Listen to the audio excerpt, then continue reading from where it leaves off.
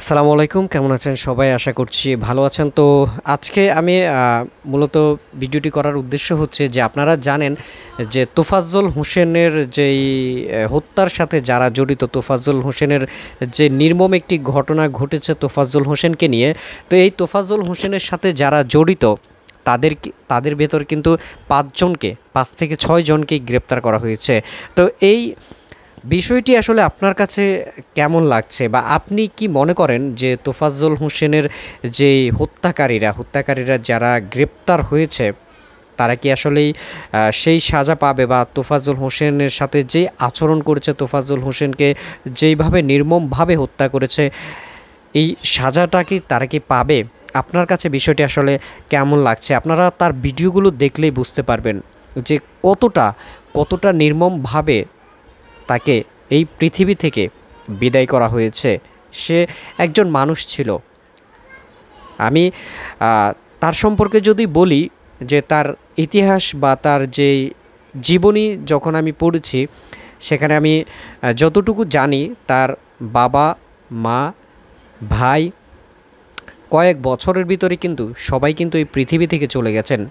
সেই সাথে সাথে আপনারা জানেন, যার সাথে রিলেশন ছিল সেও কিন্তু এই পৃথিবীতে সেও কিন্তু তাকে ছেড়ে চলে গেছে। একজন মানুষ পুরো পরিবার হারানোর যে শোক, সেটি কাটিয়ে তুলতে যেখানে পারলই না, সেখানে তার যার সাথে রিলেশন ছিল সেও কিন্তু তাকে কিন্তু ছেড়ে চলে গেছে। তাহলে এই যে দেখেন যে পুরো পরিবারের যেই কষ্ট বা পুরো পরিবার হারানোর যে কষ্ট, এই কষ্টটি কয়জন মানুষ লোড নিতে পারে?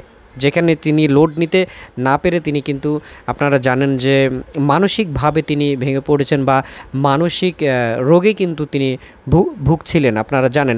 তো এখন এখানে যারা তাকে হত্যা করেছে বা যারা তার সাথে আচরণ করেছেন, তাদের জবানবন্দি অনুসারে আমরা যেটা জানতে পেরেছি, সেখানে বলা হয়েছে যে মোবাইল চুরির অপরাধে তার সাথে আচরণটি করেছে। তো এখন আপনি একজন বাংলাদেশের নাগরিক হিসেবে আপনি কি বলবেন যে শাস্তি দেওয়ার জন্য আইন কিন্তু ছিল, এখন একজন মানুষকে মাত্র মোবাইল চুরির অপরাধে যে দুনিয়া থেকে কি বিদায় করা যেতে পারে?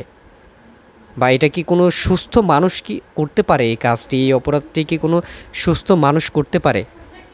আপনার কাছে কি মনে হচ্ছে অবশ্যই কমেন্ট করবেন। আর সর্বশেষ এটাই বলবো, যারা এর সাথে জড়িত, যারা তোফাজ্জল হোসেনের এই ঘটনার সাথে জড়িত, প্রত্যেককেই রিমান্ডে নিয়ে প্রত্যেককেই শাস্তির আওতায় আনা হোক। এবং